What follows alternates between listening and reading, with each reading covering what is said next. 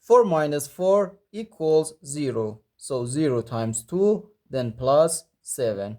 0 times 2 equals 0, and 0 plus 7 gives us just 7. But this answer is not correct.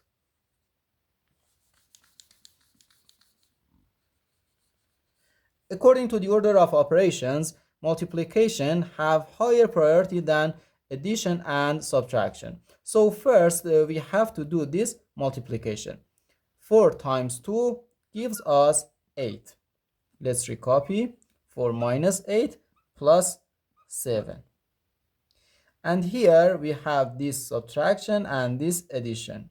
As we know, addition and subtraction have equal priority, and we have to work from left to right. So first 4 minus 8, which equals negative 4, and negative 4 plus 7 gives us just 3. So our final answer to this problem is 3.